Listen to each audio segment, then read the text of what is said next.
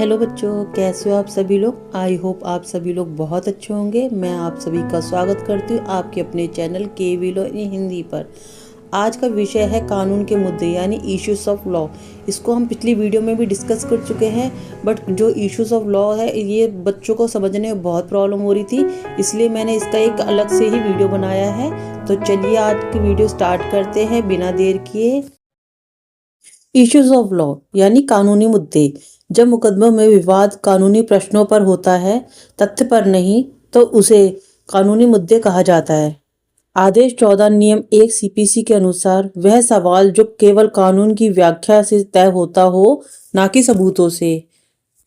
अब इसकी हम परिभाषा देखते हैं कि कानूनी मुद्दे वह प्रश्न हैं जो मुकदमे में कानून की व्याख्या और उसके लागू होने को लेकर विवाद पैदा करता है और जिसे बिना किसी साक्ष्य के केवल कानून के आधार पर निर्णय किया जा सकता है। अच्छा, इसमें ये बताया गया है कि कानूनी मुद्दे वो होते हैं जिसके अंदर कानून से रिलेटेड मुद्दे हों। मतलब अगर न्यायालय चाहे तो अपने कानूनी मुद्दे के अकॉर्डिंग जो विवाद होता है उसका परीक्षण करेगा कि इसके अंदर कोई प्रतिबंधित वाद्य तो नहीं है, मतलब जिस पे रिस्ट्रिक्शन लगी हो, ठीक है, या रेस जुडिकाटा से रिलेटेड हो, सब जुडिस से रिलेटेड हो, ठीक है, या उसकी समय सीमा निकल गई हो। अगर इनसे कोई भी संबंधित वाद कोर्ट में आता है तो न्यायालय उसे जल्दी से जल्दी निर्णय देकर खारिज भी कर सकता है और निर्णय भी दे सकता है। ठीक है, अब देखते हैं हम इसका एग्जाम्पल कि कोई कानूनी मुद्दा ऐसा है जो पूरे मुकदमे को खत्म कर सकता है, जैसे कि क्षेत्राधिकार के बाहर, यानी कोई क्षेत्राधिकार में आ ही नहीं रहा वो बात ऐसे।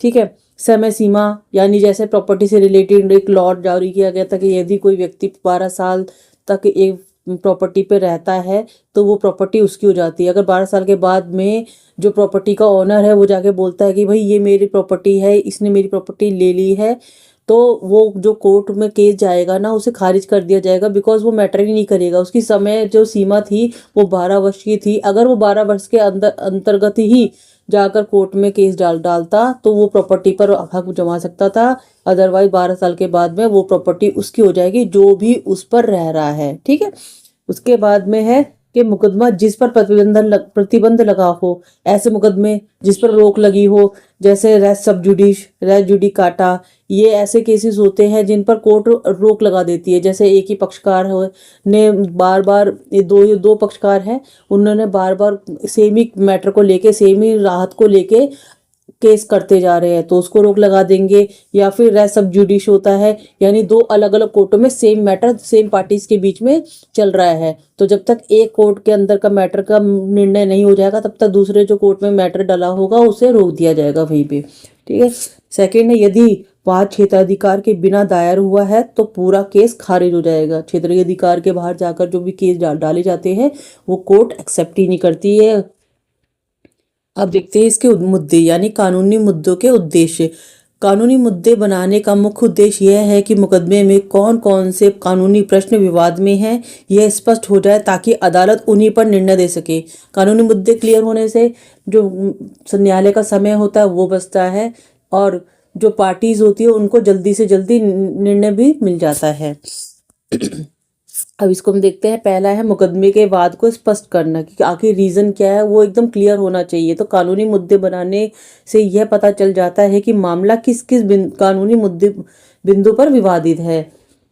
इससे अदालत और पक्षकार दोनों का स्पष्ट समझ मिलती है। सेकंड है न्यायिक प्रक्रिया को सरल और व्यवस्थित बनाना।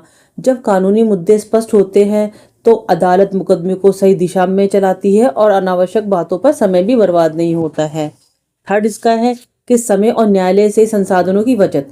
कुछ कानूनी मुद्दे जैसे कि समय सीमा, क्षेत्राधिकार और कानूनी द्वारा प्रतिबंधवाद जैसे रेस जुडिश, रेस जुडिकाटा अगर प्रारंभ में ही तय हो जाए तो पूरा मुकदमा खत्म हो जाता है। इससे समय और खर्च दोनों ही बचते हैं। इसमें कुछ समझाने की जरूरत नहीं है, इसलिए मैं सीधे सीधे पढ़े जा रही हूँ तो आपको समझ में आ रहा होगा। फोर्थ है विवादित कानून की जांच और व्याख्या करना। कानून के मुद्दे न्यायालय को ये जांचने में मदद करते हैं कि कौन सा कानून लागू होगा, कौन सा वाद सुनवाई योग्य है और क्या कोई भी प्रतिबंध लागू होता है। ठीक है, तो इससे क्लियर हो जाता है कि किस अगर मैटर बिल्कुल क्लियर है, उसके अंदर बताया गया है, अगर ये जो 3-4 टॉपिक है जैसे समय सीमा, क्षेत्राधिकार और जो प्रतिबंधवाद नहीं है, तो कोर्ट को पता है कि हाँ प्रोसीजर हमें किस दिशा में लेके जाना है। अब फिफ्थ हमारा न्याय यानी सुनिश्चित करना। जब विवाद के कानूनी प्रश्न ठीक से तय होते हैं तो निर्णय भी स्पष्ट होते हैं, न्यायपूर्ण होते हैं और कानूनी आधार वाला होता है। अब इसे हम एग्जाम्पल से समझते हैं कि ए यानी प्रतिवादी कहता है कि वाद समय सीमा के बाद दाखिल हुआ है। न्यायालय इस कानूनी मुद्दे को पहले ही तय करेगी कि क्या वाद समय अवधि के अंदर आता है या नहीं, यानी टाइम बैड समय सीमा से ज्यादा है। टाइम बैड का मतलब मैं बता देती हूँ कि समय सीमा अधिनियम के अंतर्गत यदि किसी विवाद की समय सीमा जो कि सीपीसी के अंतर्गत समाप्त हो चुकी है तो उसे प्रतिबंधित यानी खारिज कर दिया जाएगा। वाद शुरुआत में भी खारिज हो जाएगा। मैंने अभी आपको ऊपर भी एग्जांपल दिया था 12 इयर्स का, कि प्रॉपर्टी में अगर 12 इयर्स तक कोई भी व्यक्ति एक स्थान पर रहता है, चाहे वो लैंड हो, चाहे वो प्लॉट हो, चाहे वो घर हो, अगर वो उस जगह पर रह रहा है कंटिन्यू, तो जो भी उसका ओनर बाद में आके बोलता है कि भाई ये प्रॉपर्टी मेरी थी, तो वो प्रॉपर्टी 12 साल बाद में उसकी नहीं रहेगी। वो जो व्यक्ति रह रहा है, जिसका कब्जा है उस प्रॉपर्टी पर, वो ही उसका मालिक बन जाएगा।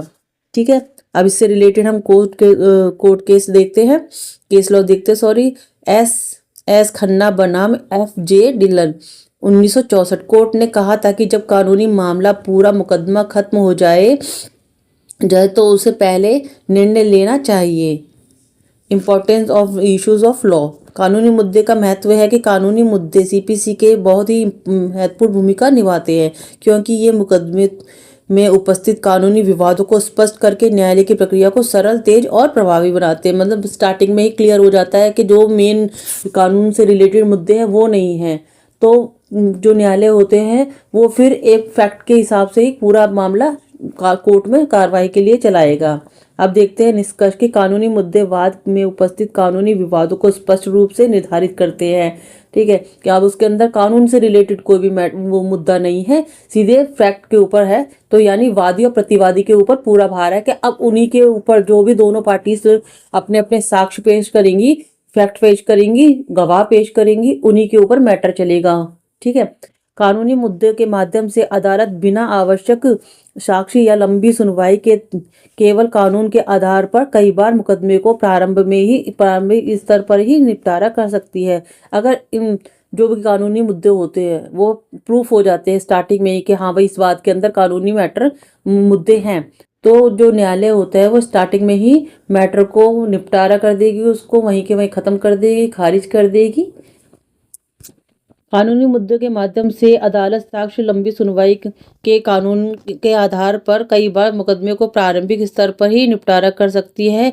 यह नहीं कि न्यायालय के समय और संसाधन बचता है, बल्कि पक्षकारों को शीघ्र न्याय भी प्रदान करता है।